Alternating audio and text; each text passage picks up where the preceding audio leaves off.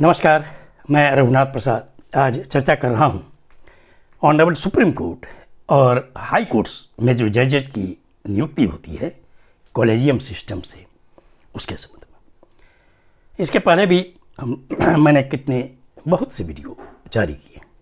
अभी ये चर्चा में है कि वर्तमान ऑनरेबल चीफ जस्टिस साहब ये चाहते हैं कि जिनके भी नाम की अनुशंसा हो उनका एक साक्षात्कार की व्यवस्था कॉलेजियम में की जानी चाहिए। एक यह भी विचार में आया है कि जिनके पिता, दादा या अन्य कोई नज़दीकी रिश्तेदार जज रहे हों हाई कोर्ट या सुप्रीम कोर्ट में, उनके नाम पर विचार नहीं किया जाना चाहिए। मैं एक भारतीय नागरिक के रूप में यह कहना चाहूँगा दो कि एक तो कॉलेजियम सिस्टम में जो हाई कोर्ट्स में अपॉइंटमेंट की प्रक्रिया है उसमें निश्चित तौर पर ठीक है कि वहाँ रिजर्वेशन नहीं है SC, ST, OBC के लिए, या ये हॉरिजॉन्टल रिजर्वेशन महिलाओं के लिए नहीं है, या रिजर्वेशन अल्पसंख्यकों के लिए नहीं है। लेकिन ये तरीका अख्तियार किया जाना चाहिए अनौपचारिक तरीके से कि जो भी कॉलेजियम अनुशंसा करे उसमें यह स्पष्ट है कि देश में शेड्यूल कास्ट की आबादी 15% है, 7.5% शेड्यूल ट्राइब की आबादी है, अल्पसंख्यकों की आबादी 14% है। सभी अल्पसंख्यकों को लीजिए तो लगभग 16%, 17% आबादी है, और अन्य पिछड़े वर्गों की आबादी 52% है।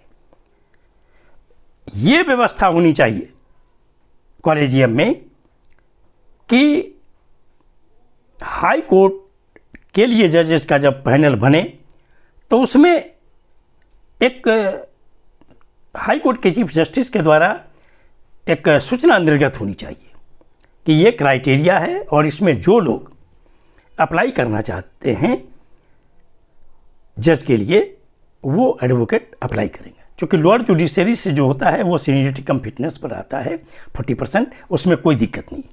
60% जो एडवोकेट कोटा है उसमें ये व्यवस्था होनी चाहिए। और जितने लोग अप्लाई करें हाई कोर्ट कॉलेजियम को सारे इन्फॉर्मेशंस की स्क्रूटनी करनी चाहिए, और स्क्रूटनी करने के बाद उनको एक तरह का कि ये औपचारिक एक साक्षात्कार किया जाना चाहिए, और उसमें प्रतिनिधित्व कि SC भी, SC, ST, MBC, BC, minority, महिलाएं सभी को देखा जाना चाहिए, और तब वो अनुशंसा सुप्रीम कोर्ट को भेजी जानी चाहिए। जहाँ तक सुप्रीम कोर्ट का सवाल है, वहाँ पर निश्चित तौर पर वहाँ पर व्यवस्था होनी चाहिए कि पूरे देश में जो 28 राज्य और 8 केंद्र शासित प्रदेश हैं, इनके प्रतिनिधित्व को भी देखा जाना चाहिए। साथ ही जो सोशल जस्टिस के हैं SC, ST, OBC, इसके अतिरिक्त महिलाएं और अल्पसंख्यक, इनके भी प्रतिनिधित्व के संबंध में विचार किया जाना चाहिए, और एक साक्षात्कार फॉर्मल लेकर आगे बढ़ना चाहिए। जहाँ तक वंशवाद, परिवारवाद का सवाल है, आरोप लगते रहे, आज से नहीं, 1950 ईस्वी से लग रहे हैं, और उस आरोप में दम भी है। इसलिए कि इस देश के करीब 200-250 ऐसे परिवार हैं जिनसे बड़ी संख्या में हाई कोर्ट और सुप्रीम कोर्ट में जजेज हुए। मैं किन्हीं का नाम नहीं लेना चाहूँगा, लेकिन इसमें ऐसा नहीं किया जाना चाहिए कि पूरे तौर पर कि उनके यदि पिता जज हैं या दादा जज हैं या परदादा जज हैं या चाचा हैं, मामा हैं, फूफा हैं, तो उनके नाम पर विचार ही नहीं किया जाए। ये नेचुरल जस्टिस के विरुद्ध होगा। विचार किया जाना चाहिए, लेकिन हाँ कि सिर्फ वंश के आधार पर, हेरिडिटरी के पर जो अगर विचार किया जाता है तो इस पर रोक लगनी चाहिए, और तब निश्चित तौर पर जो आरोप लग रहे हैं कॉलेजियम पर, ये लगने बंद हो जाएंगे।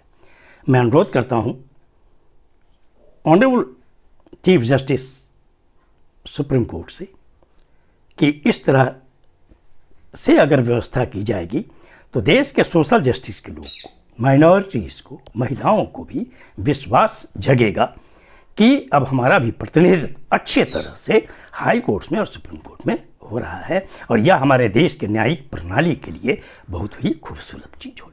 ये वीडियो आपको अच्छा लगा हो तो निश्चित तौर पर लाइक करें, शेयर करें। अब तक मेरे चैनल को आपने सब्सक्राइब नहीं किया, सब्सक्राइब करें, बेल आइकन को बस टच करें, ताकि मेरे हर आने वाले वीडियो का नोटिफिकेशन आपको तुरंत मिल जाए। आप सभी लोगों के लिए शुभकामनाएं। धन्यवाद। जय।